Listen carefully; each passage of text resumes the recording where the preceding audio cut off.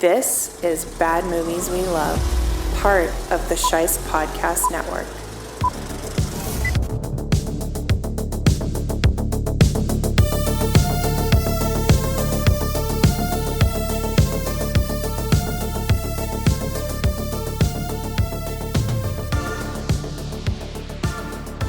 Well, hello there, Bad Movie lovers. It's funny seeing you here, but thank you for joining me once again for another episode of Bad Movies We Love.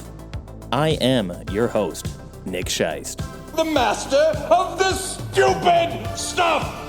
And where would we be without the stupid stuff? But you already know that, because... if you're listening to this, you are the Resistance. That is correct. And if you want to donate to the Resistance and help us fight the good fight, you can do so over at ko-fi.com. That's ko-fi.com/badmovieswelove. Very simple. And I ended up going with Ko-fi because it offers not only monthly subscriptions, but one-time donations as well. So you have options if you want to contribute monetarily. And I'm still thinking about what the number is that I have in my head, but once I reach whatever that arbitrary number of monthly subscribers is, we're going to start doing monthly giveaways for those members. And if you want to help the show in other ways, you can do so by following or subscribing to the show on your podcast platform of choice and giving it a rating and a review. Reviews really help because that way somebody who's maybe considering listening to the show can see some hopefully friendly words, and it'll get them to take that leap of faith. But that's enough housekeeping for today because there's a robust show on deck. It's so robust, in fact, that I had to break it into two parts because I was joined by Mr. Movie Rankings himself. Skadooosch joined me to talk about Michael Rymer's new metal, R&B, goth, and rice vampire mashup, Queen of the Damned. As you listen to this episode, you're going to notice that there are some audio fidelity issues, and that stuff does happen on occasion when you record with somebody on the other side of the planet. Despite the vast amount of technology at our disposal these days, things don't always turn out perfect. So I appreciate your understanding, and I hope you enjoy the episode.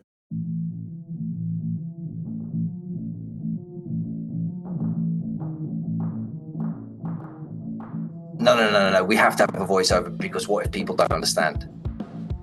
This fucking dude is crawling on the ceiling like Spider-Man. Too much cocaine, Nicholas. Hour into this movie, I'm like, where the fuck is the Queen of the Damned? A god has arrived in California, I assume?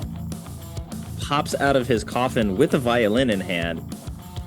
He's literally led by his penis. He made sure to unbutton his shirt first. Oh, like it's a wanky movie. Oh, he ripped the guy's head off like golf clap. That was nice. Spending some time talking about why you love the things you love is it can't be a bad thing. Come out, wherever you are.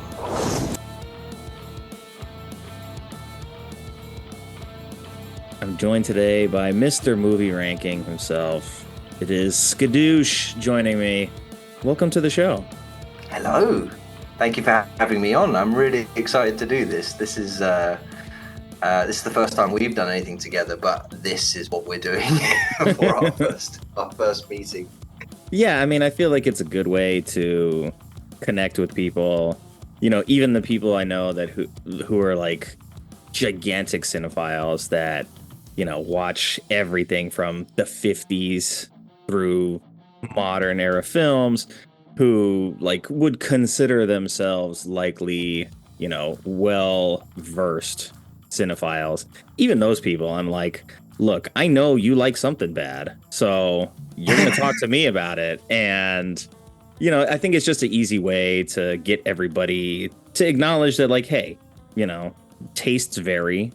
So even people with like, you would say like have like the most immaculate taste or someone you wouldn't expect to like a bad film. Even those people have their films like this. So I think it's a really easy way to get to talk to people, get to know people. And for the people that are maybe listening to this show who don't know you, why don't you tell the audience a little bit about yourself? Sure. As you can tell from the outrageous accent, I hail from England. I'm from the UK in the south. I rank movies about, I would say, probably almost 2.5 years ago. I discovered Twitter Spaces, and after let's just say a tumultuous opening to that, which I think most users do when they discover Spaces for the first time on Twitter, I quite brazenly, just because I listen to a lot of movie podcasts. I've done some movie journalism in the past, and one of the podcasts that I loved is Brett Goldstein's Films to Be Buried With. So what I started doing was essentially, and I hold my hands up to this, just kind of ripping off that format, but doing it live on Twitter. And it eventually evolved into what is now the movie ranking. So Skadoosh's movie ranking it's genuinely one of the best things I've ever done. It's been running for about 2 years. It's a weekly kind of Twitter space, and anyone can come and they give us their top 5 action movies, their top 5 sci-fi movies. But when I started, we were doing almost like we were doing one a week. We were doing one every day. So we were doing 7 days a week. And then my partner convinced me to take a day off.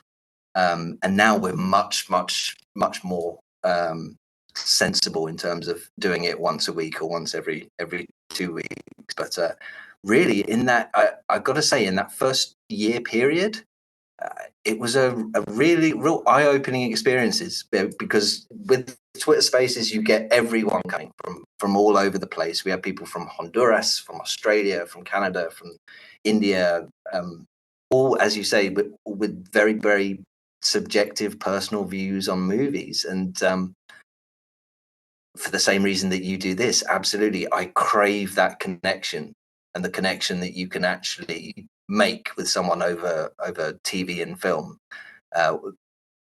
Spending some time talking about why you love the things you love it can't be a bad thing. It can't be. So that's what I choose to spend my time doing now. I've just got the YouTube channel up. I've got a few videos, and it's very much ground level, but it's starting well, and hoping to do some more stuff. I would love to do a top 5 with you at some point. You would love to, if you want to.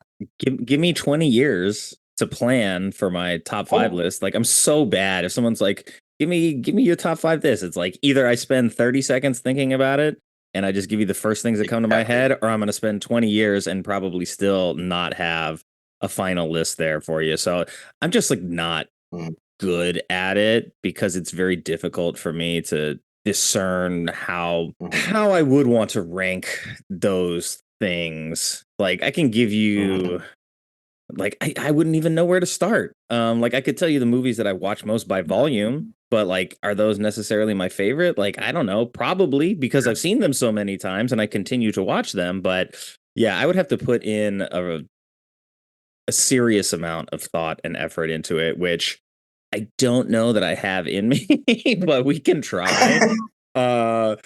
It's a certain amount of time and thought process that I'm not used to dedicating, but I will try if you ask me. Put it that way. Thank you. It's the thing that came out. Like, there are a few tropes to the Spaces. One is it's the same expression I keep trotting out, which is I ask people to do the work, because doing the work does start to reveal little things about people. And I sometimes, if people need a little help, like I always give this, I always say, just imagine you sat on your own at night, everything's comfortable, the TV's there, you've got 5 DVDs out on the bed in front of you. Which one are you watching first? And sometimes, a lot of the time, it's those instincts. Like, the first thought is this or this. Hang on, why did I choose that? It is a bit of a mental exercise sometimes. Most of the time, we end up really talking about people's individual. We get a lot of recommendations. That's one thing I'll say, is that we do tend to have the same answers come up. So very quickly you start to realize, you start to know people by their taste in movies or directors. And directors, it's probably easier to rank an actor or a director's movies because they're varying in quality. But like, how do you compare something like Schindler's List to Anchorman? Like, do you see what I mean? Yeah. I think You don't. You don't. Yeah, I mean, that's kind of why I do this show too. Like when I started it, it was a fun experiment in just like talking about movies that are most widely considered to be bad or that were like have big time negative critical reputations. And the more I did the show, the more I just learned. I was like, it's really just a show about people, and the movie is sort of the medium that allows me to learn about somebody else and their preferences. And I think the first time I hopped into one of your ranking spaces, you're doing, maybe it was the 2010s sci-fi space, probably last year at some point. And so it's like I'm seeing answers come through, and I'm hearing answers come through, and I'm like, okay, well, I haven't heard this or this or this, and this isn't even necessarily my top 5, but I was like, well, I'm not gonna be speaking here, so I can feel free to just throw these in the chat, and then if you get to them, you get to them. If not, and then you message me personally, and we started talking a little bit, and so we've had a rapport going since then. And I think it's easier for me that way to like hear somebody else's answers and just be like, well, what is the thing that isn't getting talked about? Because it's like, yeah, those aren't maybe my top 5 personally, but I think they are good and worthy of being in the conversation that you're having, just not necessarily like my personal preference. And then a couple of them were movies that I was like, oh, I really love this movie. I've never thought about where it would fall in my 2010 sci-fi film rankings, but I know that I really like it, and I've seen it a bunch of times, and no one else is saying it, so I'll go with that one. Mm-hmm. Yeah, that sounds all so familiar. All so familiar. We've got a good, in terms of the mix as well, in terms of recommendations, we have the age differences. The age range is quite vast. So we have very young people, and we have people in there. I mean, I swear that we have the oldest living participant in Twitter Spaces, which is our mutual friend Kyle Larking. You know Kyle? Okay, how old is Kyle? Does that ring a bell? Uh-huh. Well, this is the thing. Kyle himself is, I think, in his early 20s, although he looks about 15 at all times. He's the cutest boy who's ever lived. But he has a grandmother called Pearl, who is 104, I believe. 104. And she's a regular. Wow, that's awesome. So it's quite cool. But it also as well, just again, I have someone who runs a film society at the Atlanta Public Library, and she's a little bit senior to myself, so her choices when it comes to movies are always so much different. So I know the broad mix of movies. Yeah, that's great. And I mean, yeah, the spaces go on for a while, and they're usually at a time where it's like it's convenient for you, obviously, because you're the one running them. But we're separated by an ocean and many hours. So typically, like, I'll be able to hop in and maybe listen for a little bit, or if I catch it on, I can see it going on, but it's typically at the time where it's like I'm not on Twitter. So it's very rare that I get to like hang out and like participate in full, but it's always fun, and we have some mutual friends that are in the spaces on a fairly regular basis. Like I think Fahad and Ryan typically are in there on a pretty fairly regular basis. So sometimes I'll catch them in it, and then I'll hop over and listen to it while you guys are talking. But today we're not here to talk about 2010 sci-fi movies. We're here to talk about Queen of the Damned from 2002, and this is a Michael Rymer film.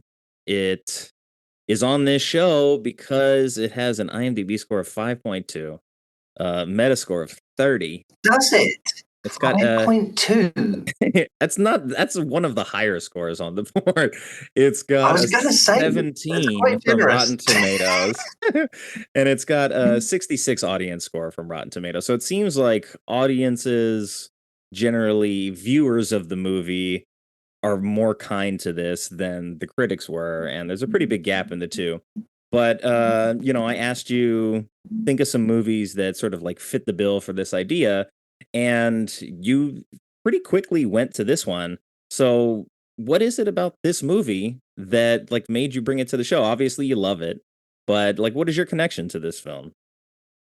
So it's so this is 20, almost, what are we, 22 years old now. Mm-hmm. And how times change, because in 2002 I would have been just about old enough to drink legally in the UK. And okay, so how do I explain this? I think I said, I think before we started this to you, I think the key thing to Queen of the Damned, and it's interesting hearing you say there that 66% on Rotten Tomatoes. I think you're absolutely right. That clearly indicates that there is a degree of kindness and forgiveness when it comes to this. And I think that a lot of that has to do with the source material, and it has to do with the time as well. 2002, this is just after we've had The Matrix, Fast and the Furious. Let's say most movies coming out of major studios would not pass the Bechdel test. And this is where this fits in, is fascinating to me in terms of a rewatch, in terms of the movies that came before it, and most certainly the content that came after it. It's very illuminating. But sorry, I'm getting sidetracked. My relationship to this is that I, probably around the age of 13, 14, really committed to a certain alternative lifestyle. And it was very formative for me. I'd just kind of found a new group of friends, and they kind of introduced me to music that I wasn't listening to at the time. So it began with Korn, it began with Rage Against the Machine, Slayer, Metallica, Deftones as well, Limp Bizkit. This was a really tumultuous time in terms of the music, because again, trigger warning for anyone of the younger generation, the music scene was very, very different back then. So in the very, very early 2000s, the charts were still a thing, streaming wasn't, but the music at the time, at that point, pop music was pretty much all that really occupied the charts. And in terms of mainstream music, it was pop music, some R&B, some hip hop, and all of that. But very, very few of the kind of subcultures really made it into the mainstream. And 2000 is a time the music industry and the entertainment industry had to bow down to subculture, because, well, I think Korn, their first album was late 90s. This was the time of Limp Bizkit. This was Blink 182. All of that music was starting to come into the charts, and all of a sudden it was cool to be wearing baggy jeans and skater clothes.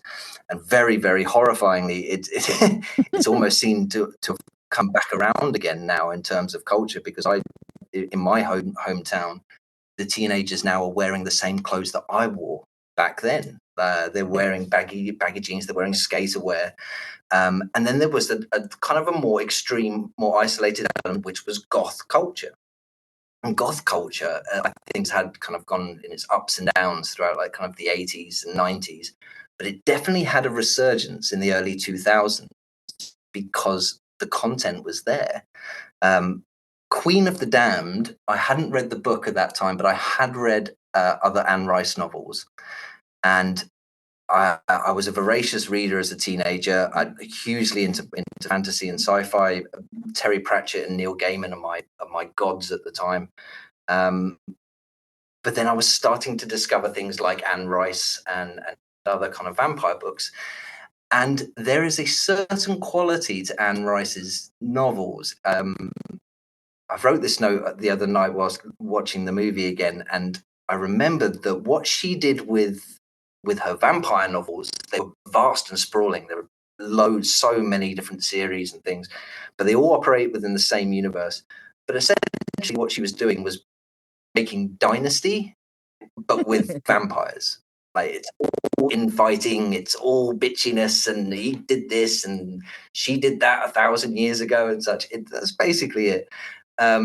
So when this movie came out, I was here for it. I was very much, I got my first tattoos. I was going to heavy metal concerts and I think I'd seen Deftones, I think a couple of weeks before this movie came out.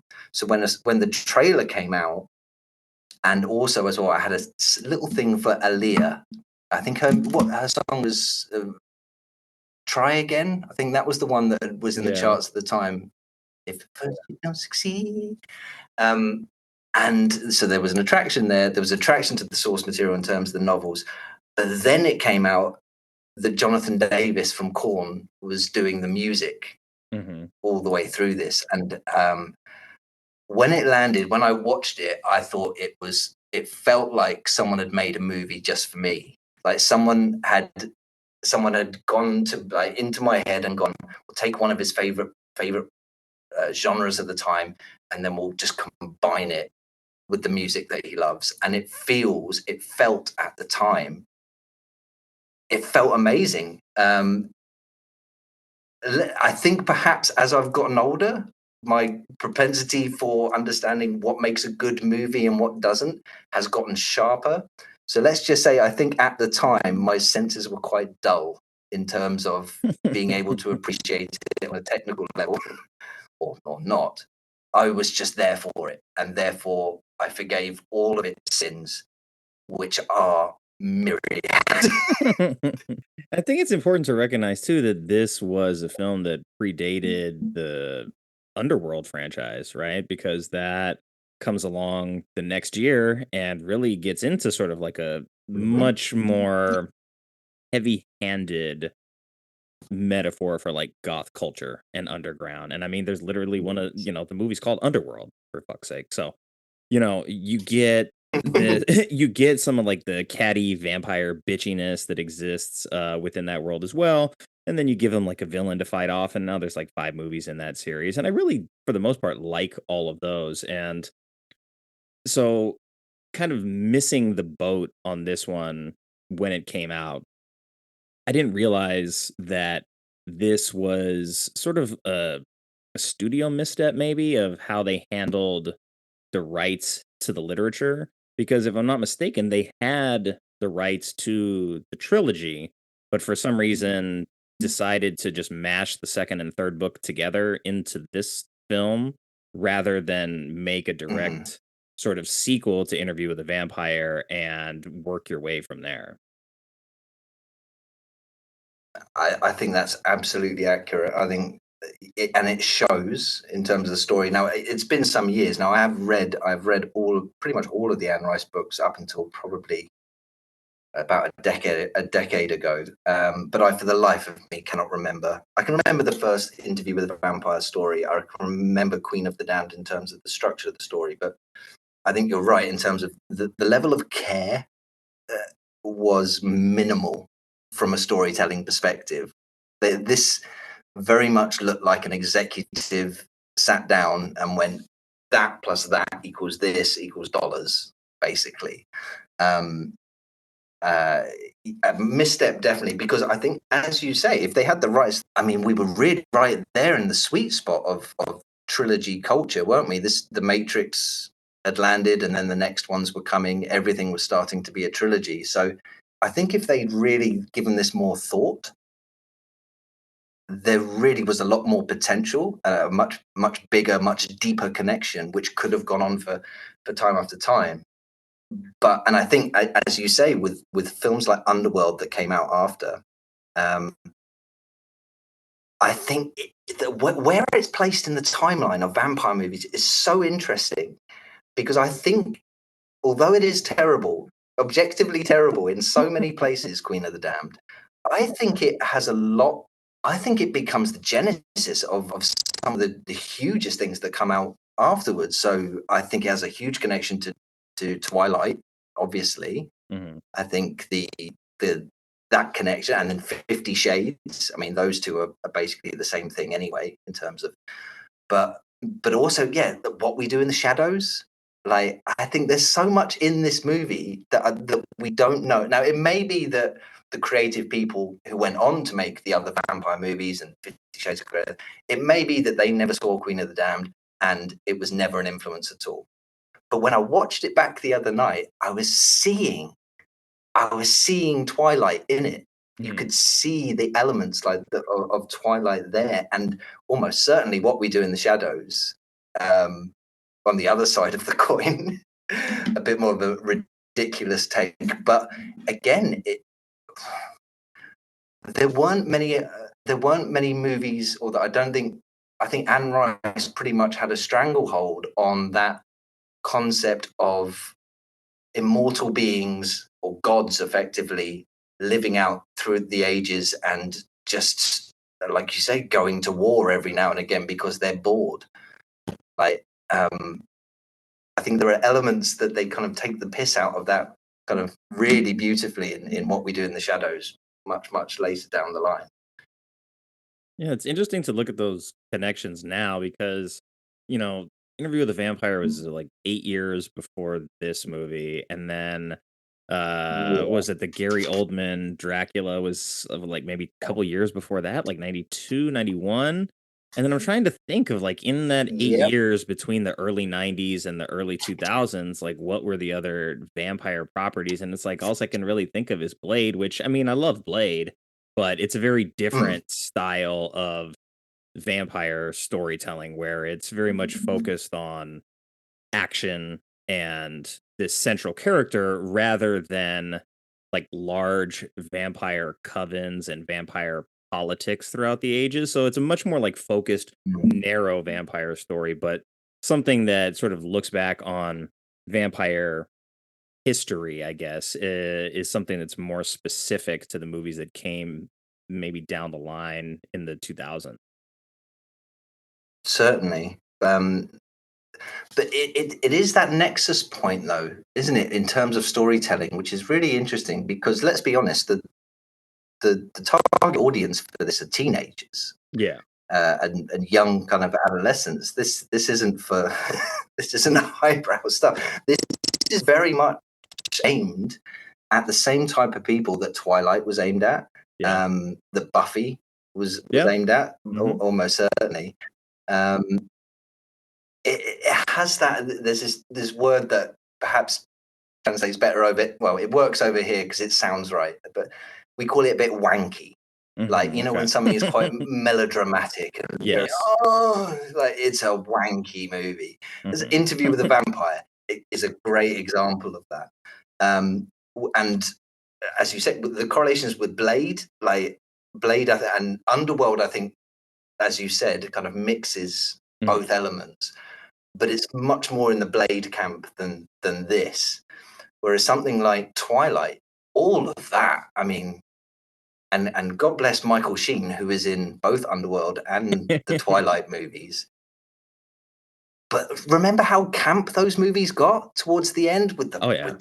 with the brocade and the dress coats and the like all of that stuff. Like that has the Twilight movies have so much in common with Queen of the Damned. It kind of alarmed me when I was watching it again the other night. It's camp, but it's also that kind of angsty teenage kind of emo, yeah, kind of mindset, which I think speaks. It either spoke to you at the time or it didn't. And Yeah. I guess yeah, like I said, I was right at I was the right age, I was the right demographic. I was so here for it when it came out.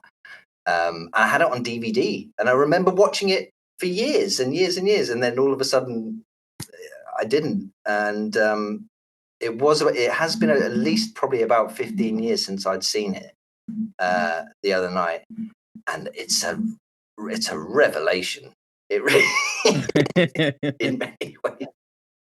Yeah, it's a movie that came out the year that I was a senior in high school.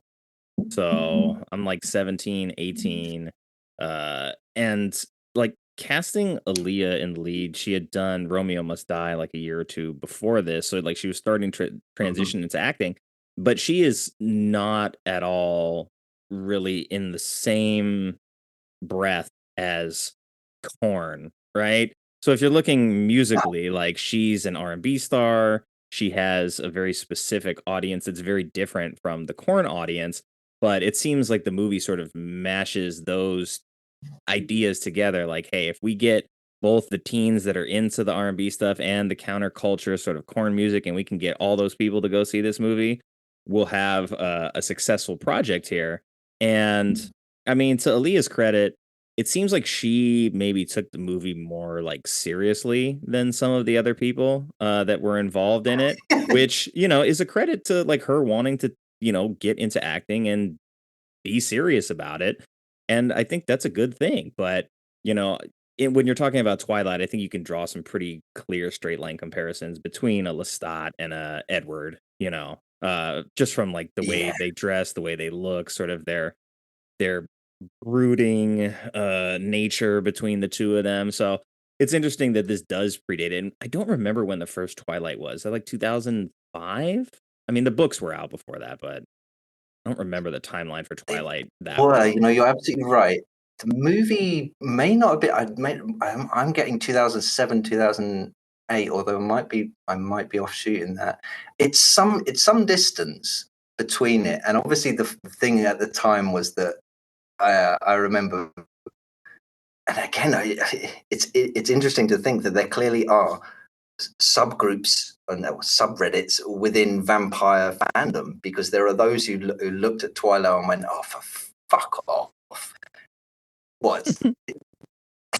So he can go out in the sunlight, but he becomes all sparkly? Like, Jesus. Yeah, like that was me. That was a line in the sand, I think, for a lot of people." Yeah, my sister is like, my sisters were a few years younger than me, so like Twilight sort of came at a time for them where they're all in high school basically at the time Twilight comes out. So it was a movie that, I had seen on in the household, and I think I ended up watching all of them actually. So it's not something that I strayed away from completely, but I really was like, oh wow, the burden of your vampirism is just that like you're a little glittery when you're out in the sun. I was like, oh my God, I feel so bad for you, right? So get over yourself, Edward. There were lots of conversations at the time about I guess the tone and perhaps the messaging behind the Twilight books. I think pretty much it came out of kind of fan fiction, and let's be honest, they're not written particularly well. I haven't written a book, so I am. But I think it's generally kind of considered that the writing isn't exactly of the most innovative or even creative style. But what the Twilight books and the Twilight movies did so well was that it was the brooding, immortal, gorgeous vampire and the young girl kind of giving up her, well, I guess it's giving herself up to him. And I mean, in terms of what we see in Queen of the Damned, I mean, there is a huge parallel in terms of the story and everything. This is the naive, pure human who gives up themselves to a male figure or a male protagonist in this case. But there were a lot of women's groups, and there was a lot of backlash against Twilight. And I think those people have some very, very salient points about kind of the behavior that Bella enacts in those books. And yes, I think there are some examples in the storytelling where, yes, she has agency and so on and so forth. But there are some problems. There are definitely some problems in not just the Twilight stories, but also in this as well, in terms of, and again, you can say it's because it's of a certain age. Like we said, 2002 was a long time, feels like a long time ago. And what was acceptable then would almost certainly not be acceptable now. But the Queen of the Damned is, well, let's go. Should we go? Should we do a synopsis? Should we start? Should we get going with it? Because otherwise I can talk about this all day. Well, let me read this haiku. Our synopsis haiku. This is the new thing on the show. So I came up with a pretty shitty one, but it works. Lestat is back now. The evil queen awakens. Vampire rock and roll. Pretty much. Boom. I don't think we need to say any more.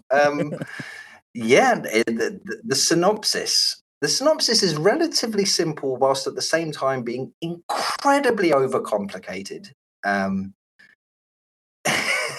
Indeed. What it does do in terms of its structure and the story beats is that I'd say the opening hour is a lot stronger than the end. And in fact, by the time we get to the end, I think I don't know if you had the same feeling, but I was like, they really just were like, oh, let's fling everything at the wall here and hope something sticks. And we've run out of time, and now we need to make something happen here in the last half hour. Exactly. Let's just bumblefuck it and get home and go home. The opening hour, I think, is excellent because so in terms, if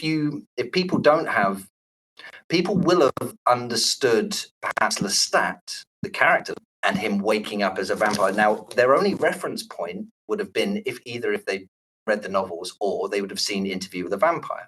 Mm-hmm. And the vampire Lestat is played quite authentically by Tom Cruise. And Lestat as a character is Anne Rice's strongest character. He's like the brat prince. He always throughout the story structure, he's usually the maverick. He never follows the rules. He indulges himself, but then he's also inclined to large periods of reflection and takes himself out of the equation quite a lot. And that's where we find ourselves at the beginning here. Lestat awakes. But when Lestat awakes, this is our first introduction to him on screen. And like I said, Tom Cruise is blonde. He is petite and he is blonde in Interview with the Vampire. And that is accurate. That is what Lestat looks like. The blonde hair is a key thing.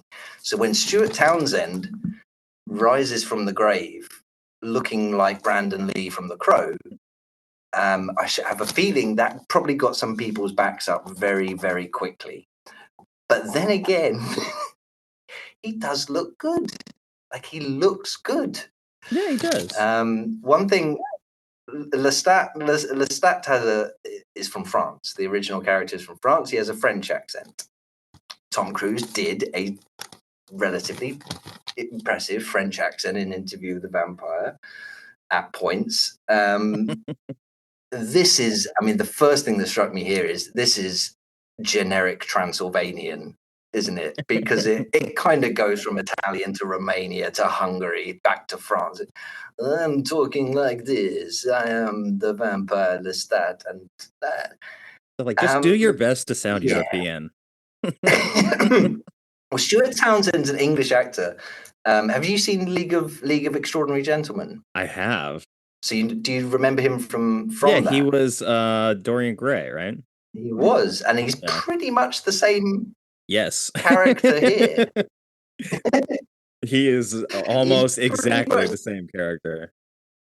It is true to the source novel. The idea that music or the vibrant nature of the turn of the century, and it's quite kind of telling in terms of thinking back to that time, because it was a crazy time in which technology was always changing. It was always surging forward, and then it would crumble, and then by which I mean cassette tape to VHS to DVD to mini disc player to iPods. Like, think of how much churn there was in that period of time. But also in terms of the music, like I said before, like, it was a real melting pot of all these different styles and different new sounds, and everything was turned up to 11. That's all I can remember. Like, Fast and the Furious, not a subtle movie. The Matrix, not a subtle. There's no subtlety in the 2000s. But that why it kind of feels a nice way to start the movie is that this new sound, this new generation of people at the turn of the century is what wakes up Lestat, and wakes up and goes straight to go and sit on some speakers, doesn't he? In a very loungy kind of way. He made sure to unbutton his shirt first. It's bad. Or maybe he was buried that way. I think now because we have What We Do in the Shadows, it almost felt like this is lifted. Like, yeah. This You didn't even mention he Um, pops out of his coffin with a violin in hand that is immediately gone the next time we see him. Because he, like, the monologue that opens the movie sort of suggests, without directly saying that, like, he wants to be a rock star. But there's enough there. I'm like, okay, he's waking up. He's talking about new gods. So he wants to be a rock star. And then I see the violin, and then that's gone. And I don't think he ever plays it, like, in the present timeline. There's some flashbacks of him he doesn't. playing the violin and showing off, and like, oh wow, your vampire skills really make you a pretty good musician here. But that never translates to modern day. So why No, even wake him up with the violin in hand? Like, he's not playing it; he's just walking around with it. it's one of many steps, one of many potholes in the tapestry of this movie. Um, I think that you touched on something there. Vampires as a whole, vampire storytelling. I don't know why this just popped into my head, but I think it was a Tom Hanks interview. No, Jeffrey Wright. I think it was Jeffrey Wright doing an interview with Empire, and he talked about the cycles of storytelling. And he said, "Did you realize that when in Western civilizations, when certain cultures are under a more puritanical um, government, Mhm. um, that's when you get a resurgence of vampire literature." And there's whole things written about that and why that is. Um, but what do vampires? Uh, what are they in this equation? Because there are so many things in terms of tracing the roots back. Vampires have a lot in common with how in folk tales how people perceived the Fae or elves. Mhm. And we're not talking about the elves. We're not talking about Legolas here. We're talking about mythical creatures from the land of Fae, but they were evil and cruel, and they possessed something which was known as glamour, which is the same thing essentially that the vampires have. Is that vampires have a way of enticing you and making you drop your guard, and you can fall under their spells, sort of thing. So there's a lot that goes on in terms of okay, a god has arrived in California. I assume, is it California? It Uh, must be. it's set technically, yes, in California. And instantly finds a generic new metal band template Hmm. and decides to join them. As you doesn't the violin music is used quite well actually in the soundtrack, but as you say, it never ever comes up again, and we're told to believe that it's his voice, it's the way he sings his song. That's what puts people under a spell. Hmm. Uh, but okay, so like it's an enticing idea. It's a good idea, I think, in terms of where the story starts, and then where it goes to, in terms of I mean, it goes to a lot of where it goes next. It does jump around in the timeline a little, Nick, doesn't it? Just a Because smidge. oh, and what do you think? What do you think? Because I put my finger on it. I think in the first couple of seconds, which is the voiceover was a bad idea. The voiceover is it's atrocious. I mean, not only again we talked about the accent and stuff, but it has all the hallmarks of that Blade Runner version, where it's just it doesn't need to be there. It really doesn't need to be there. But that I think speaks again to the time in which executives were making a lot of the decisions creatively in terms of movies. And no, we have to have a voiceover because what if people don't understand? There was no thought to letting audiences kind of fill in the gaps themselves or come to realizations. Is it Warner Brothers? It is. It's a Warner Brothers I movie, isn't it? think And so. Village. I think it was because if I So this read is the same. correctly, they did the This is the same studio that soundtrack. gave us the Matrix and stuff. Yeah. I mean, when the movie starts, yes, I was like, why start with this sort of boring monologue in a vampire film, called Queen of the Damned of all things? It's not like th- it makes sense maybe if you're making Interview with a Vampire 2 that you're going to start with some, hey, this is going to be a little bit of storytelling because it's been 8 years since we made the previous film. We want to maybe overlay some stock footage that we have from the first film and then have the narrator bring us along to modern day. But yeah, you could just have him like you could just have music playing, have him pop out of the cemetery and just walk over to wherever he hears the band. And you don't really need any of the monologue because I don't know that it services the plot in any significant way.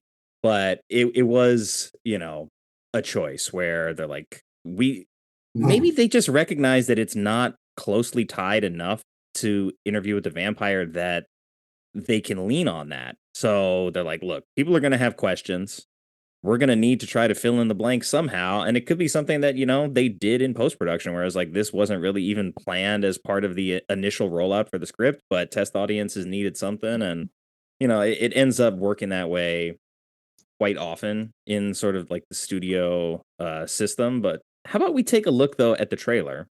Because I remember the marketing of this movie being very Aaliyah heavy, but then it's in like an hour into this movie. I'm like, where the fuck is the Queen of the Dance? Where the fuck? She's still sleeping. Yes. All right, let me. I mean, dial this back. It's a little bit like George, isn't it? But I agree. Get to Aaliyah a lot quicker, a lot quicker.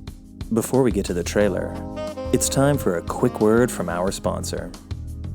This episode of Bad Movies We Love is brought to you by Garlic for Men, the new fragrance by Lion Court. You might assume that the essence of garlic is overpowering, but it's more nuanced thanks to notes of sandalwood, oak, and cedar.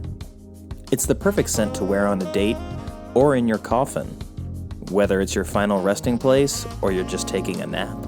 You'll smell so good, they'll all want to take a bite out of you, but they won't be able to. So when you need a cologne that warms the olfactory system but strikes right through the heart, choose Garlic for Men. And now, back to the show. Yeah. Okay, can you see this? Mm-hmm. All right, let's take a look. Okay. It's a fear that turns to horror. This guy should have done the voiceover at the beginning of the movie. Irresistible vampire Lestat. A presence so powerful. It has awakened an ancient evil. Oh, it's awful. So his horniness made her wake up? Queen of the Damned. Is this a genuine trailer? It is, yeah.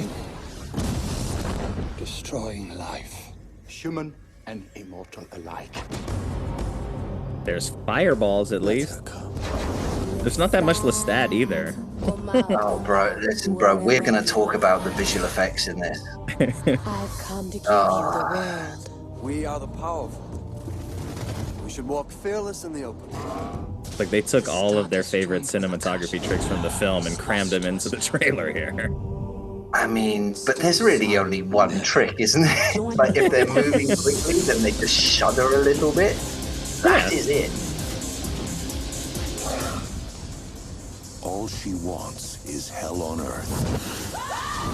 That's it, just a little hell on earth. Oh, God. I don't know how it's making it look worse than it is.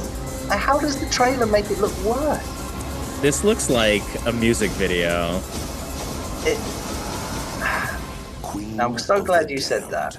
Come out, wherever you are. Now that's cool. That's cool. But that's just because of the moment in which it's said and everything. But I'm so glad you said the music video bit because it was probably quite rare then they would go to composers or traditional composers for scores for movies. Like, so, I mean, it wasn't unheard of that artists would do whole scores for movies and things, but so interesting that it is Jonathan Davis, who's the lead singer of Korn. And the soundtrack not just the soundtrack, but also the score. And I got to be honest, I really like the score. It doesn't capture, again, that word, that kind of wanky, kind of weird alternative, but also with some bite behind it and some horror and twist. Like, it does encapsulate all of that. And that's why I think that the marriage of the story and the band in itself is a great idea. If you look at any of the Korn original music videos, there's quite a lot in there, which is, I mean, it's all kind of a mix of creepy and, I mean, something like Clown, their music video Clown is essentially, the lyrics are, he's just going through old nursery rhymes and kind of proving how creepy you could make nursery rhymes sound. But also kind of the imagery in that, it's kind of that mix of horror and your childhood, which it gels together and it fits in theory with what we're doing here. We're doing a vampire story. So in so many ways, it was a good idea. Who wrote this movie? Do you know who actually did the screenplay? It looks like That's Scott the person Abbott I think and Michael Petroni. Those are the two that are most directly responsible for the adaptation. Okay. I think that some of the blame needs to land at their door, because that was awful in terms of the marketing. I mean, especially when they have a voiceover in the movie that they can use for the trailer. I mean, like you said, it might be a post-production thing, but the special effects. Hey, look, at least they spent money on the pyro budget. You can see the expression on my face, like, special effects. Oh my days. Look, we figured out a way to sort of just do a low budget super speed, and we can't go back on it now. So the more vampires that show up, the more super speed we're gonna get. And more vampires do show up. For this? Do you know off the top of my was? head, but let's see. Probably listed here somewhere. 35 million. That's a lot for a 2000s movie. I mean, for 2002, but you think, again, The Matrix is 1999. I'll tell you one other movie that this has something quite in common with is The Mummy. Yeah, I could see that. Brendan Fraser. That kind of, it kind of has that fit, but I've never been so shocked going back and watching a movie at the state of the effects. And it's got nothing to do with dating. It's got nothing to do with dating, because there are plenty of special effects where you can go back and watch the original Clash of the Titan and Harryhausen. Of course, that doesn't stand, but it does stand up. It does stand up. It still works. It's of its time, let's just say, but it still works. This is just, I think they had a couple of, what are they called, the wire harnesses, and they had 2 days. They were like, right, well, let's see if we can. Well, we can't really get a flying kind of action here. Don't worry. In visual effect, we'll just literally blur the person, we'll blur them out, and we'll make them shudder. It's atrocious. No, did you not think? I mean, look, it's not. It wouldn't be my preference for doing something like super speed that way, but when it comes down to it, like, they committed to it, so they didn't hedge their bets. They're like, this is what we're gonna do. And so when you get a big confrontation scene, like at our concert, where there's like a big vampire fight, it looks bad because you're seeing so much of it. Like, had they used it, and like, we want to use this as like something subtle, because you can represent like the vampire strength a lot easier. You can sort of represent how they manipulate people a lot easier. The fangs are a lot easier to do. There's a lot more practice with having fangs in film over the course of, the past 100 years before that, where it's like, okay, this is an easy effect for us to wrap our heads around. With something like The Matrix, though, being popular a few years before that, and sort of like the bullet time effect, they're like, we're going to take that, but we're going to do it at fast forward speed, and everyone's going to love it because they love The Matrix. That seems like what the design decision was. I fully understand. I see that. we have to be honest as well and call it out for what it is. It's extremely misguided, because something like Let the Right One In, the original, like, you can do speed which doesn't involve any effects whatsoever. You can just do it with cuts. You can do it very cleverly with cuts, and that would be so much more effective than every time something. I think one of the flaws of the film is that it has to have these set pieces, as you say. Towards the end, it kind of ramps up a bit more and more and more. And you have to have these action set pieces, and because you have to have them, it's kind of. I think it's that vicious cycle of the audience kind of, this is what we're used to, so this is what the studios are going to give us, sort of thing. But there's a big difference in what there's flying in the Matrix. I really I could not get over it when I watched it back, in terms of the scene at the concert. The concert where vampires are coming out of the audience. And listen, I grew up with Doctor Who. I am no stranger. I am no stranger to budget effects. I think there's a degree, in my opinion, is a degree of arrogance because that can't have cost much money. That's why I asked you about the budget, because it seems like to me, in terms of that adopting that style, it just felt like they were like, oh, that will do. Like, that would just put some blurs around the edges, and that will do, and people will be fine with that. I think time has not been kind to the effects in that movie, but it is flimsy. Would you say, as a piece? Yeah, I mean, especially with the effects, because that they were using wire harnesses at a certain point when they're actually filming, right? So it either comes down to, we need something to hide the very obvious harnesses that we're using, and we want to be able to disguise that from the audience, or the other end of the coin is somebody came up with this as their super speed, and they're like, well, this is what I came up with, and someone said, I love it, and we're going with that, and that's the alternative. And it is possible, that nobody pushed back and was like, or is too late in the process. By the time they're doing the after effects on this, and they're getting ready to release this thing, they're like, well, we don't have time to go back and find an alternative for this, so it's going to be what it's going to be, and we just have to hope that people really are still into sort of the Matrix look. But you've got this is a very different sort of tonal movie than the Matrix, and the audience, I think, is also very different than the audience for the Matrix 2. So to think that because the Matrix was popular, it would automatically sort of get you some credit in this context is a mistake. I would agree. Yeah, that's fair. In terms of where we get to in terms of the framing, going back to what I said before about kind of the first hour is quite well structured.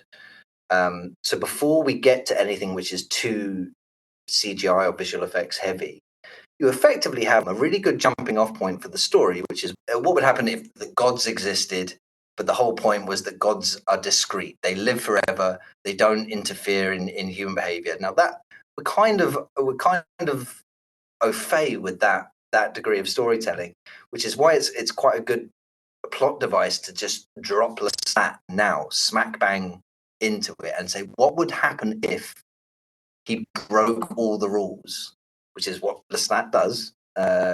What if he came out and said that there are vampires? What if he showed himself to human beings, not just showed himself, but made himself into a new god? So I like the way that it kind of starts to ratchet up. And then I think the problem with this movie is that it does a lot of things right at certain points, and then something happens. Just fucking hell, fuck me. And I'm talking about, so very quickly we get to the point where Lestat is now a rock star. Yes. And he's starting to tell secrets. And he has that great line, come out wherever you are, which is a really good idea. It kind of does stir the soul a little bit when you think, fuck, okay, like, what, all these vampires are now going to come out the woodwork and try and shut him up. Yeah. Brilliant. Anticipation. I'm engaged. Let's hit it. And then the very next scene are two white girls. I mean, they're groupies. Let's just call them what they are. And there is a extended scene in which I don't know what we're supposed to think about this scene. Well, in terms of, I'd like to get your take on it in terms of when, from the point in which they are being led in by the manager. Mm-hmm. I have questions about that fucking manager. To the point where he drops down from the ceiling. Uh-huh. What was your takeaway of that entire scene? Well, firstly, I was kind of like, well, what the hell did these girls expect? You're going to hang out with a vampire, right? I mean, so I guess I'm curious if I think it was mishandled. Is it supposed to be blackly comic? Do you think, like, the twist element of it? I mean, I think it's possible, but I don't think it was executed that way because I don't know. You may not know off the top of your head, but when is Interview with the Vampire set? Like, what years is that story taking place? So he's been asleep. So in terms of Louis telling the story, that is probably 20 to 30 years, 20 years previous. And Lestat has been, well, Lestat obviously turns up at, spoilers for Interview with the Vampire, but yeah, he turns up at the end, so it's believed that he's awake. But in terms of the story, he's supposed to have been asleep for a long time, a good chunk of time before he awakens, the beginning of this. So, I mean, we're talking, what, a couple hundred years maybe? Like Interview with the Vampire, like 1800s, 1700s? Yes, I can't remember the chronology of it completely, but he definitely, he takes himself out of the game for kind of centuries at a time. Yeah, so the way I look at this film and its structure is that, like, he wakes up and him all of a sudden being like, oh wow, there's like televisions and like you can beam my face to like every home on the planet, and like media is this huge monster in and of itself that he wants to take full advantage of. But at the same time, like, simply saying that he's a vampire, given the culture of like the music and music videos, I don't think it's necessarily taken at face value. So I think there is this idea that these girls, like, he says he's a vampire and they think it's cool, but they don't really believe that he's I'm gonna eat you vampire.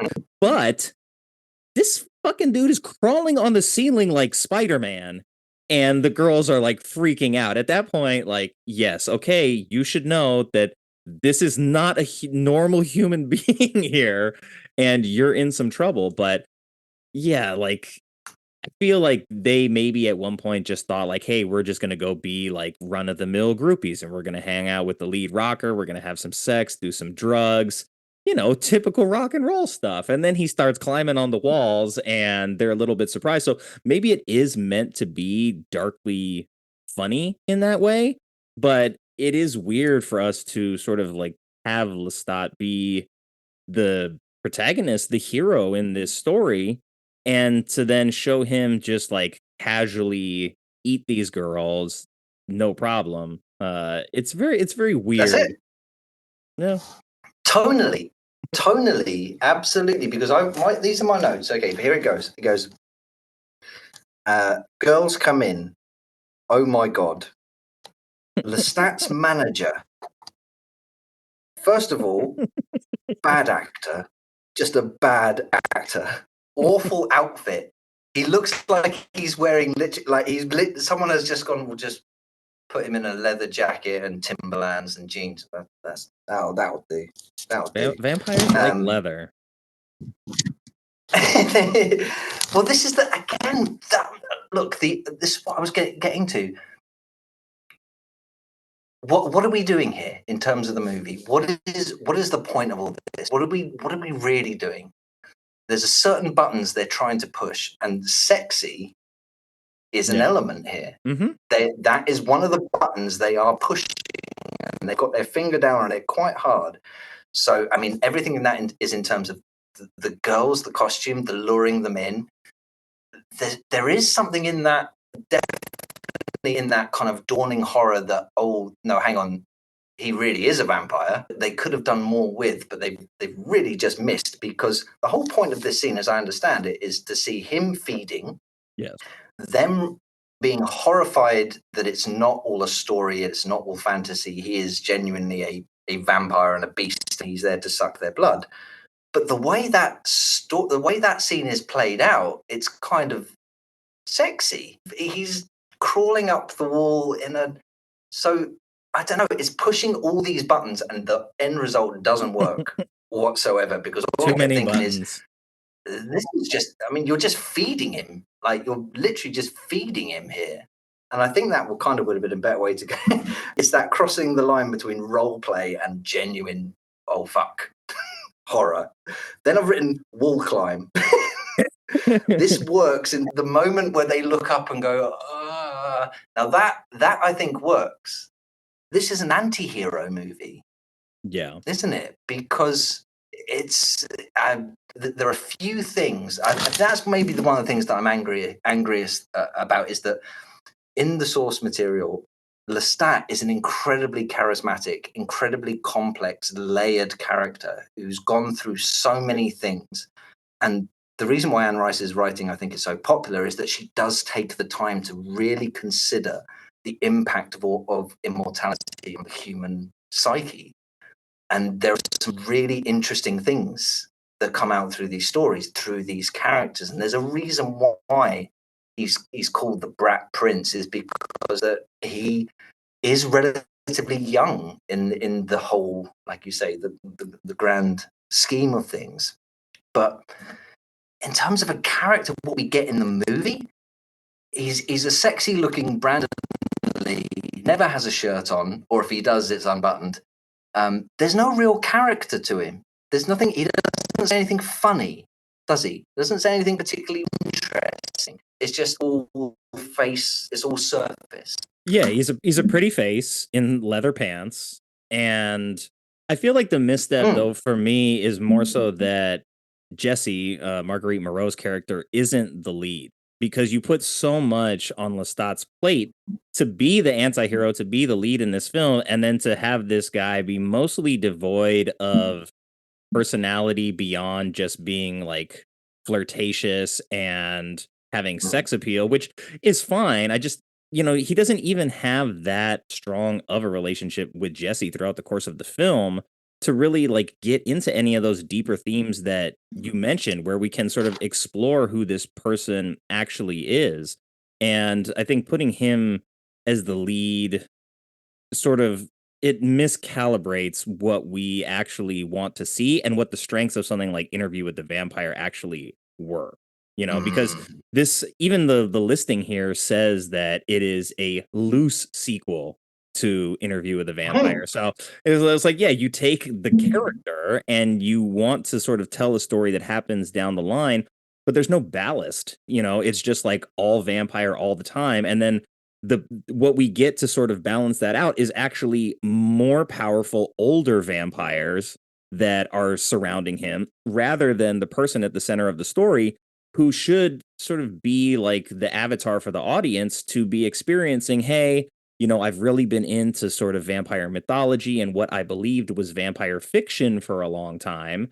And now that we're seeing somebody come out and say that he is a vampire, and she's reading the lyrics of the songs, which I know that they're like secret meaning. I'm like, his lyrics are very blatant. First of all, I mean, oh my god, it's not that hard to figure out, Lestat. It's like there are parallels. I think perhaps maybe I wish they had just not done this, and they could have done this, just waited 20 years, because now was the perfect time to make a Queen of the Damned movie.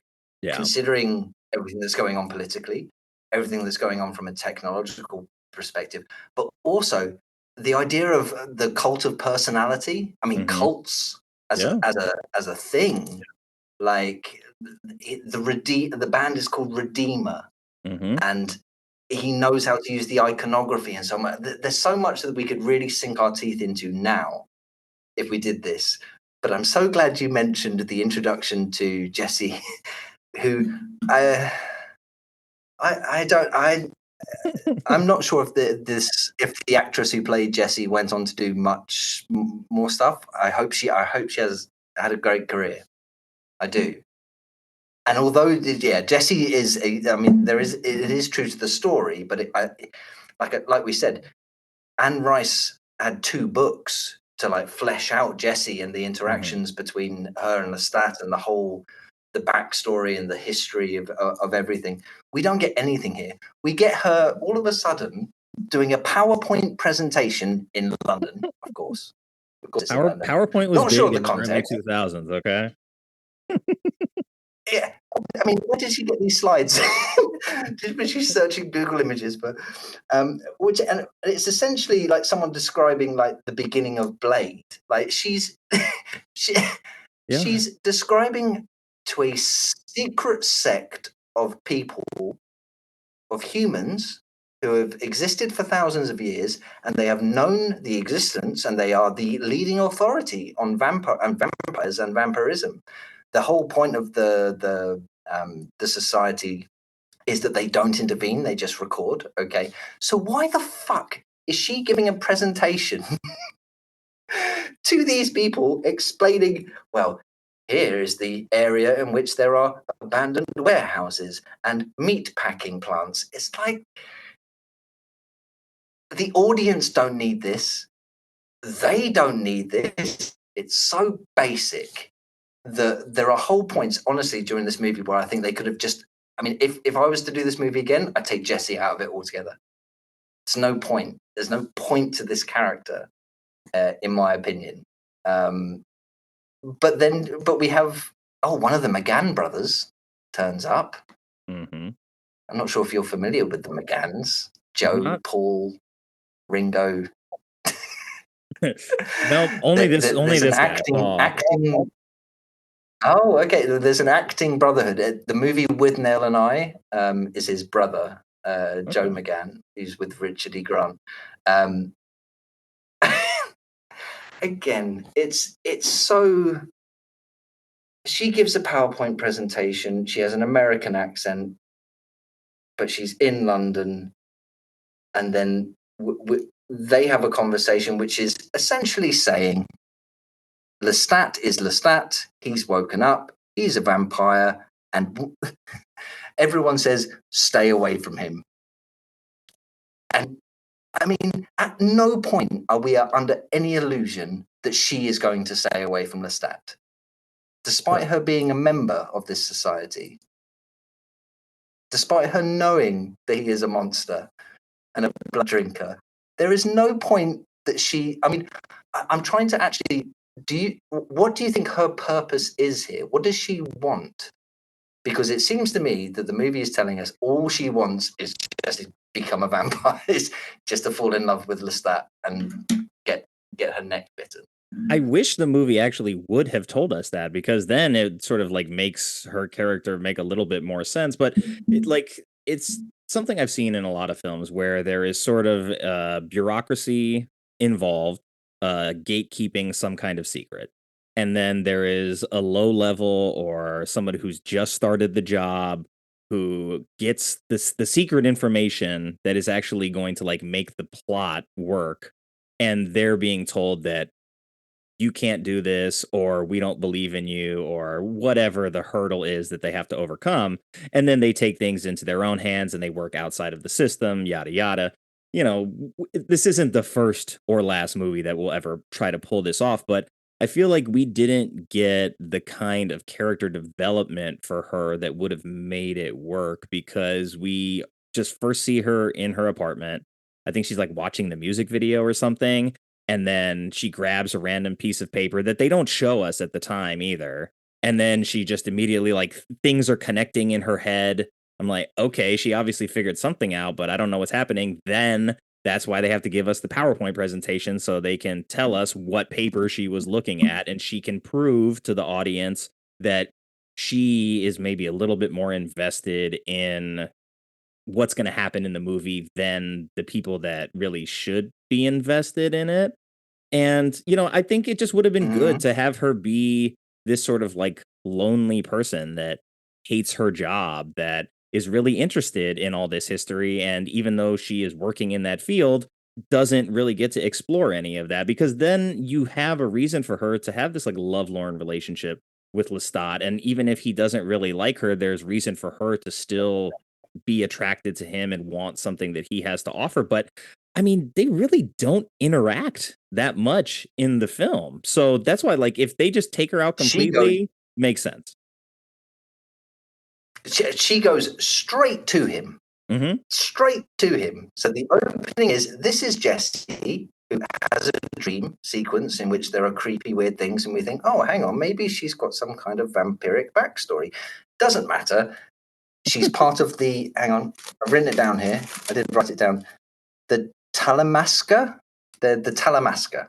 Okay. So if this is a very secret, well-established, well-funded, clearly, organization, she'll have had to have worked to get into this.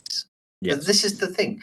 We don't know. We don't know how she ended up joining this secret society. We don't know why she's interested in vampires. We don't know what her background is, other than a dream sequence. We know nothing about her or what she wants or what she doesn't want. All we see is the love interest. I mean, it's a placeholder of a character. Just put love interest in here and have her drawn, then just put her into danger at the key moments. There's no actual agency to Jessie. There's no reason for her to be there. Thankfully, we're not actually with her for too long, because Paul McGann, who is, we say she's Buffy and he's Giles. Giles says, as all English people do in these vampire movies, don't go near him. No, you mustn't. You must stay at a distance. You mustn't put yourself in danger. I mean, we know she's going to do it, but there at least has to be a point in which we're told as an audience why she breaks from his instructions. What is it that makes someone to do it? We don't get any of that. What we do get is quite a nice little, okay, we'll do a time jump here, which is essentially getting us back to, it gives us Marius and Lestat. Yes. And we go back to that wonderful little scene in which Lestat is young. And again, this is an interesting one, because depending on people's relationship with the original, with Interview with the Vampire, or with the stories as a whole already, this scene is pretty good. We have Lestat and Marius on a beach with a violin. Going back to your violin, do you remember? Yep. And he's being schooled in the ways of an early fledgling vampire. He's being taught about. Now, do you remember, though, in Interview with the Vampire, it's the same scene plays out. It's the same story. But when Louis wakes up, do you remember how creepy it was? Do you remember the statues in Interview with the Vampire, where all of a sudden the statues would come alive? There were some really lovely touches in Interview with the Vampire, which kind of talk about the idea of when you wake up as a vampire, you see the world in a completely different way. You see all the horrors and the magic of everything. It's supposed to be this grand experience. We don't get any of that with this.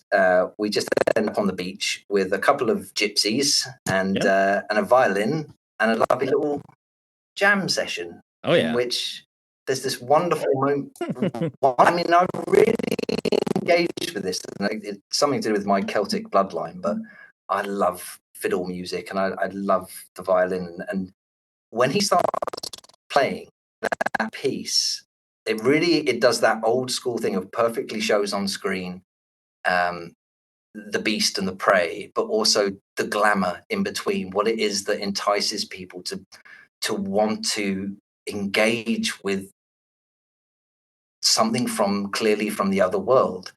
And it's the beauty of the music and whatever, it doesn't matter, because all of a sudden he starts playing the violin really fast. He couldn't help himself, okay? They do the speed effect on when he's doing the violin as well. And obviously, and they realize that it's a great moment where the human beings realize that the beast is real, and the beast is real, and it's right in front of them, and they run away, and they have to kill the human beings. And then comes this teaching, which is essentially Marius sitting down with Lestat and saying, you have to be discreet. You have to be very discreet. A vampire's life is a life of discretion. And he's doing this while he's literally holding a human being in his hand.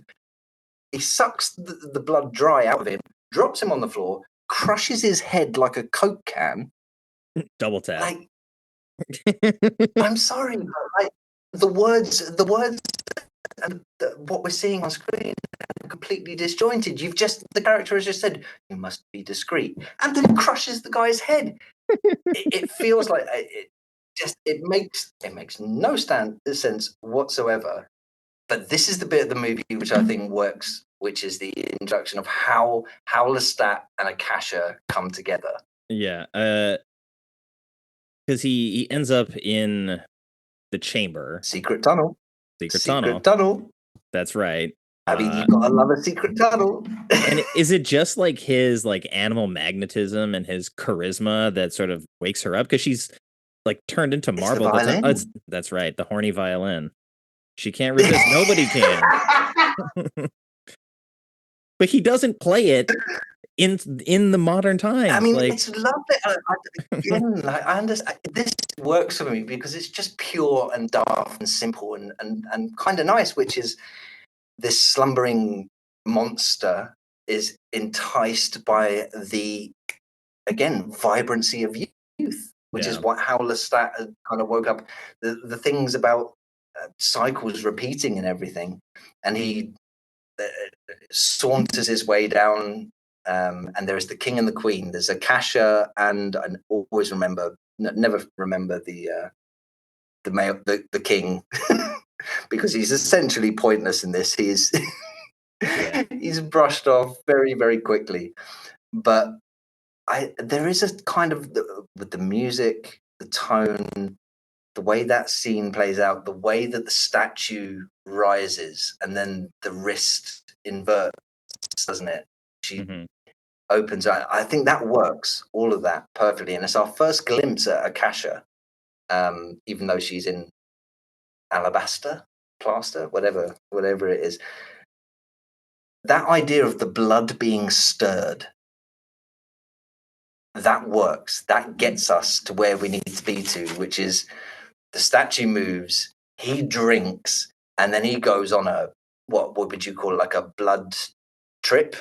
I guess we've just drunk the blood of someone who's thousands of years old.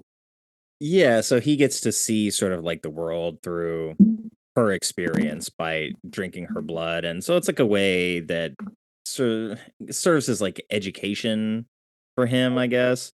And I mean, like you said about the stirring of the blood, though, that's a theme that at least is married to the idea of like vampire stories. Like you're talking about blood and that lust, that energy, that lust, exactly. So hunger. Those are things that like line up with the kind of story that you're telling, and so the imagery there makes sense. It holds up. I think her being this isolated statue that is really just dormant. She's not dead. She's just sleeping until Lestat is able to wake her up. It, like you said about cycles, this is this sort of renewal of her life, not just her waking up, but her wanting to bring her plan back to fruition and sort of like burn the world. And it is very cyclical and stuff that sort of, when you play out a story over a long enough period of time and you get to this idiom of like history repeats itself, these are things that I think become very accessible when telling a vampire story, and that actually are good vehicles for telling vampire stories because it makes sense. And then from there, it begins to make less sense, but he does go on a little bit of a bloodbender, right? They have hot tub sex at one point. Well, I mean, but there is a something in between that which I think does make really good sense, and I think they've literally just pulled it from the source material, which is he drinks from a kasha, wakes up perhaps a day later, and Marius says, "What have you done? What have you done?" And then we get the true nature in his, and it's a good performance by Stuart Townsend, and it is very true to Lestat, which is this kind of arrogance, brattish behavior whereby it's that folly of youth that he's like, she chose me. She chose me to wake her up. And you have the adult in the room, which is Marius going, "You fucking idiot. You don't know what you've just done." All of that, that's the Anne Rice goodness. That's the Anne Rice goodness, because he then, what happens after that is that he wakes up again, and Marius has taken Akasha and the king away, hasn't he? He's stolen them away. He's realized the danger that Lestat has put not just himself in, but all of them in. So he steals Akasha away, so that there is this chasm. And there's this resentment between Lestat and Marius. Marius, by the way, is played by Vincent Perez. And just to go back, who was the Crow in The Crow 2, City of Angels. There's a lot of tissue to the Crow, huh? He must have had some he must have had some whiplash walking onto set. It's like, why is he dressed as Brandon Lee? I don't know. This is weird. We come back to modern day. And my favorite bit is we go to the alleyway. Now, everyone, have you been to London, Nick? I have not. No. Been to London? You haven't? Nope. It's okay, because it looks exactly like Americans believe London looks like, which is effectively just alleyways, isn't it? It's just dark alleyways and tiny little clubs, and which are always in basements and things like that. So Paul McGann has quite categorically told Jesse, do not go after Lestat.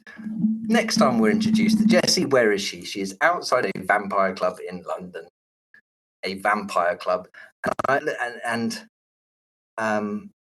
this is the bit where it got a bit much for me, because Jesse, again, we don't know what she's trying to do. All that we know is that she's clearly enticed by Lestat. But other than that, all we know is that she works for a secret organization which is trying to contain things like him. She goes straight to the vampire club, no plan, no plan whatsoever, walks in, and the problem with this is that we'd had Blade before this movie. Yes. So human beings walking into a vampire club has been done by this point, and it has been done so much better. So much better, because what we get is her walking in dressed as Winona Ryder from fucking Bram Stoker's Dracula.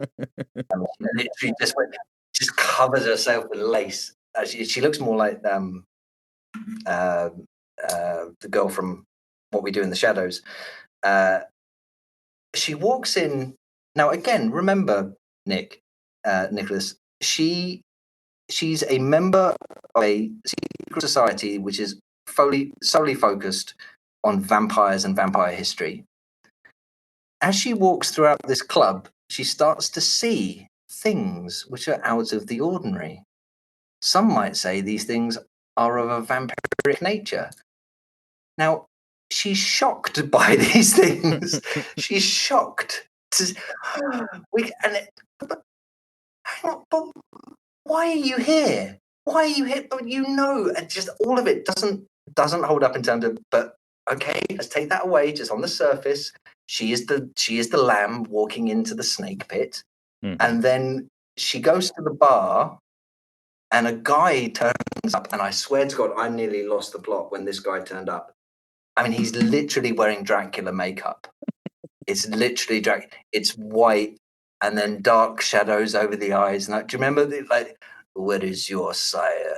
Like when she gets, I just. He put his makeup on to go to the club. He's trying to pick up on her. He wants to look his vampiric best. What are we doing here? This is where what we do in the shadows. I swear to God, this is where what we do in the shadows came from, which is just the ridiculousness of it all. Anyway, she finds herself. There's a great moment actually, which they didn't even use in the trailer. She says they ask what her sire's name is, and she says Lestat, and then his face comes out of the darkness. I thought that was good. That looked good. Like the eyes shine first, and then his whole face comes out of the blackness. I thought that looked great, wonderful. But what is she doing here? It doesn't matter because essentially she puts herself in danger. Goes outside, about to get eaten. Who swings by? Oh, now. Funny seeing you here. Lestat. He's seen you here, and now we have the combination of Jesse and Lestat. And what plays out is the same. I mean, it's literally every vampire. I mean, it's Bella and Edward. It's so the female characters are not treated well in this movie. They really are not. And I think this is the thing that really struck out for me the most, which is they literally don't care. They don't care enough to give her any characterization. They don't care enough to give us any connection or even any small amount of detail as to why she's doing what she's doing and what her end goal is. It really frustrates me because at this point, they literally just hand wave everything and go, here's Lestat, here's Jesse. Now it's a case of him falling in love with her, or so on and so forth. It just breaks down into this basic love story, which doesn't make any sense whatsoever. I mean, it does if you're given the detail or the information, but we're not given any of that. But thank God we don't have to wait too long because Akasha wakes up. Doesn't she? She does. And I mean, even with Jesse, it's such a missed opportunity to do something fairly easy because you characterized her as this person who is pushing back against the narrative given to her by her superiors. And you have Lestat doing the same thing basically with Marius. So you could really have them be these two sort of like mirror opposites that are just like cosmically connected Kindred and just spirits. like exactly, and that gives them at least something tangible to latch onto. You could even, if you didn't want to go that route, you just have her do her regular job, and then she's at a concert and she falls in love with him, and she just sort of like she sees him at a small house show before they go and they do the big show in the desert, right? And so she's maybe like an early fan of his, and they sort of work their relationship from there. But I don't know, they shoehorn this one in because, like you said, I don't think they really cared that much about what her character is there to do.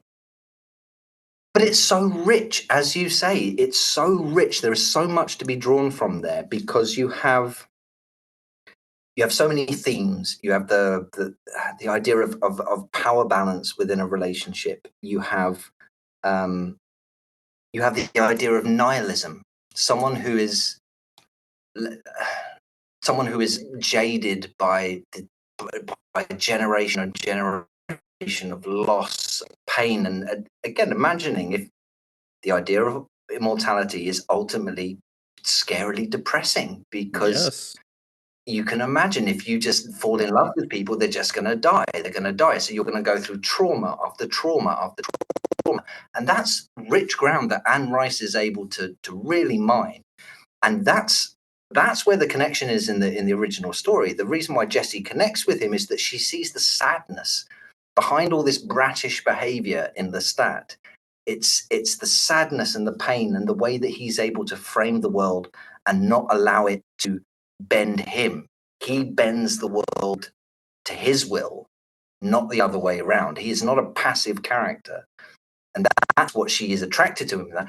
But like I said, like you said, we don't get any of that. We don't get any of that. We are literally just seeing a woman seeing a sexy man who's not wearing a shirt.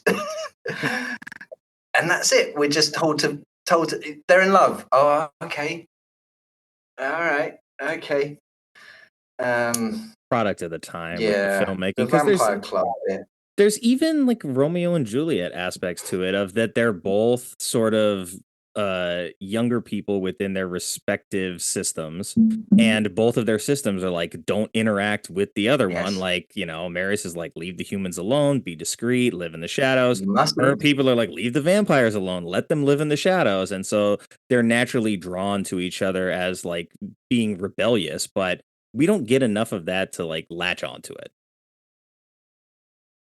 And it's there. Yeah, absolutely. I'm so glad you said that about Shakespeare as well, because, I mean, another huge element in this is Midsummer's Night's Dream.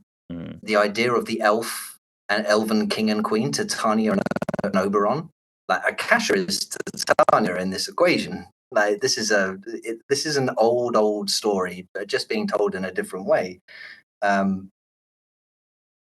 think we're going to get to it, but what I love is the way the story then brings us to this kind of crescendo of this real moment. We know what Lestat's purpose is here. He wants to challenge the status quo. He wants to force some change in the world, and he doesn't care kind of what the consequences are. But he still has this connection to Akasha, because Akasha is coming. And up until this point, as you said at the beginning, this has been more than an hour into the movie, and all we've seen of Aaliyah is in Alabaster. It kind of makes me even angrier that the way that we get introduced to her is, how do I put this? All of a sudden, we're back in the London club. Yep. Aren't we? And it's as if it's a POV. It's a first person POV. It's as if I think we're supposed to be told that the camera POV is her, because as the camera starts to move through the club, we start to see the vampires react. Oh, and then the camera pans to her. So it completely disconnects the effect of what the shot was trying to do in the first place. But it doesn't fucking matter. And I said this to you, and you said, what movie do you want to do? And it didn't even take me half a second. I went Queen of the Damned, and you said, why? And I said, because it's fucking atrocious, and I absolutely adore it. And I think this is why. And a lot of it, as you said as well, regarding Aaliyah, it is all about Aaliyah. Because I think the story itself has enough weight and ballast to, by this point, if we're invested in the story, then there's probably a part of us which is thinking, if I was Lestat, I really want him and Aaliyah to get together now and let shit go fucking wild. And it does. Yeah. It really does. However, what is it? Okay. What is it?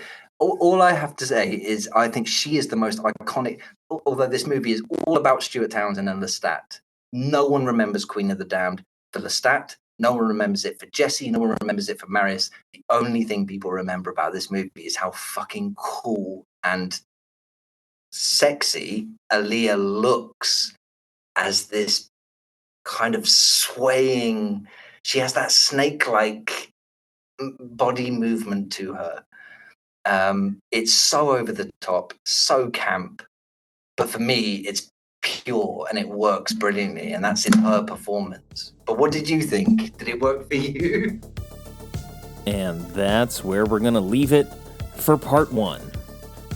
Believe it or not, there's about an entire hour and a half left in this conversation, plus we still got trivia, we still got Critics Corner, we still have recommendations, we still have plugs. But I want to thank Skadooosch for being a good sport, and I want to thank everybody for taking the time to experiment with me and listen to part 1, our first 2-part episode officially. If you subscribe to the coffee page, you'll see that There is sort of a part 1A of an episode that I did when I recorded with Vanya from Review Cinema on Weekend at Bernie's. But this is the first official two-parter. So thanks for hanging out. Thanks for listening. I hope you enjoyed it, and I hope you come back for part 2 because there's still a lot of meat left on the bone. And that's not just a poorly executed vampire pun. That's more of a werewolf pun anyway, and that means I really should get out of here. Thanks, everybody.